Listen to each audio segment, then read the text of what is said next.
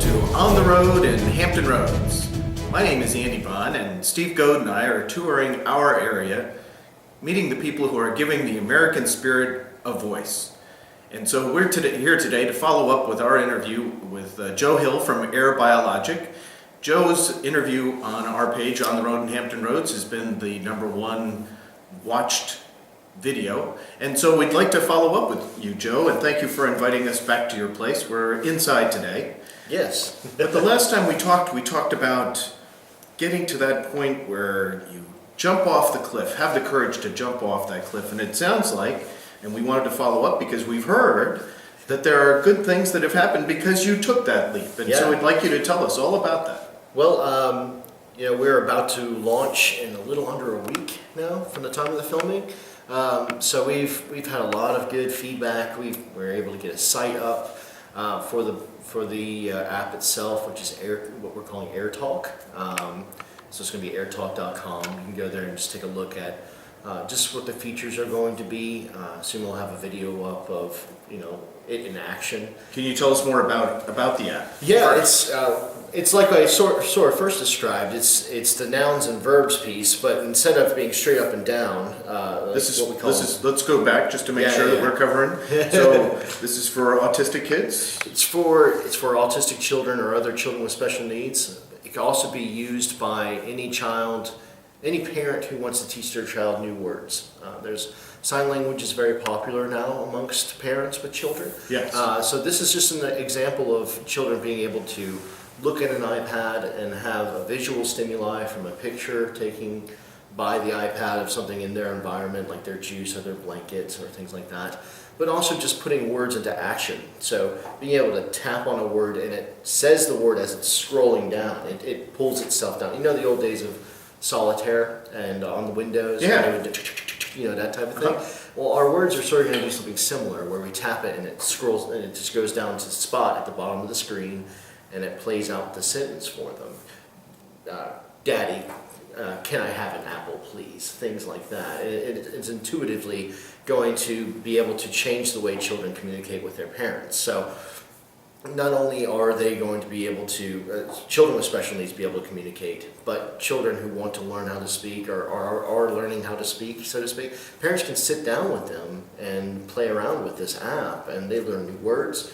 They can put Spanish words in there if they want to. They can put French words, Chinese, Japanese. There's no really limit to what we can do with the app. So there's a whole other range of things that we weren't expecting with our application, and where it's taking us we're really excited about. So, because as I recall, the app was originally, you had designed it so that if a child was in a position where he couldn't communicate, right, that he could recognize or she could recognize and communicate with their parents just by touching the application. Yeah. And now you've realized that you can expand that out to make it a learning application. Yeah, absolutely. And I think that one of the fun things about this journey with any product is that you're going to have people come alongside you and say, did you know that this could be used for this? And you sort of take a step back and like, well, we really don't want to play. Oh, no, that's good.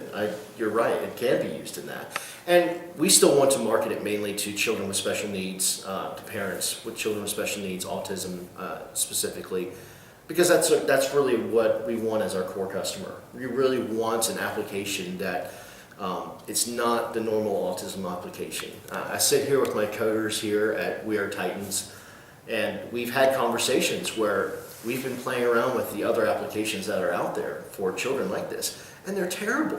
They're absolutely terrible. They're overpriced. They're not fun to use. They're clunky. And I understand there's constraints sometimes on technology, but you need to make these type of applications elegant. You need to make them beautiful.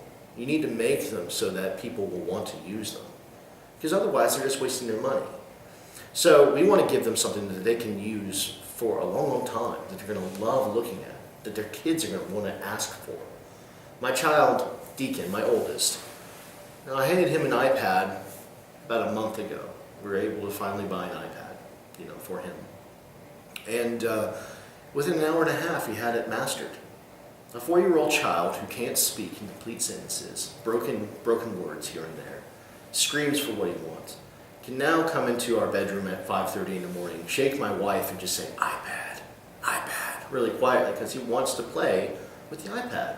He loves it. To be able to communicate. Yeah, he communicates. He's able to watch train videos, something we didn't even know he really liked.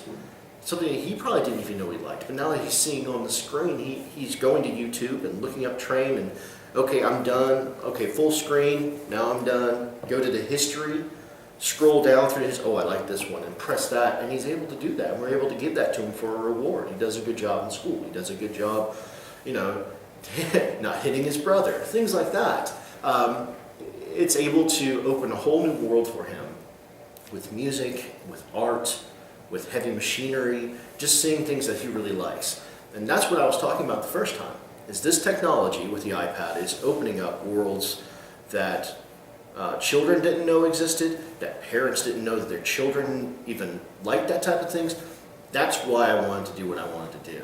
And I think that's sort of why people like watching the video, because they're seeing that there's a lot of opportunities out there with applications, not only with the iPad, with the Android, with technology. I'm going to be at Start Norfolk in a week and a half. That's where we're launching our app. That's where we're premiering and debuting it. It's going to be filled with people just with hopes and dreams who are willing to take that leap, and just be able to put their idea out there.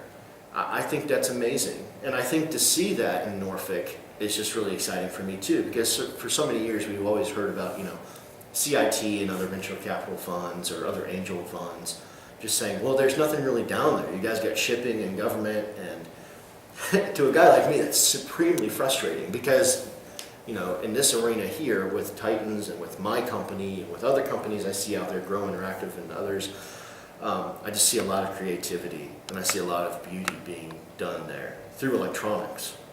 That to me is just brilliant. I love it. So, Can you tell us a little bit more about Start Norfolk? We wanted to get to that during the interview. Yeah. And so what is it exactly, and are people who's invited? And Start Norfolk, anyone's invited, first of all. It's at startnorfolk.com.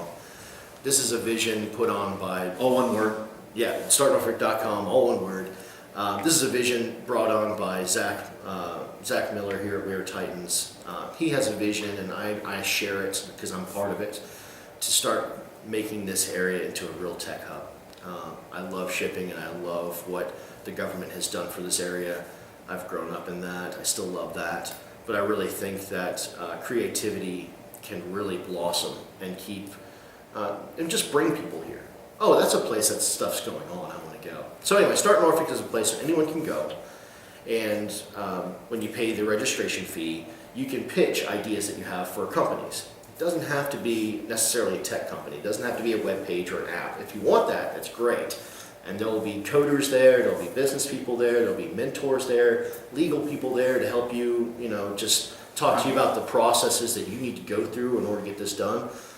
Like probably 20 or 30 ideas will be pitched to a panel.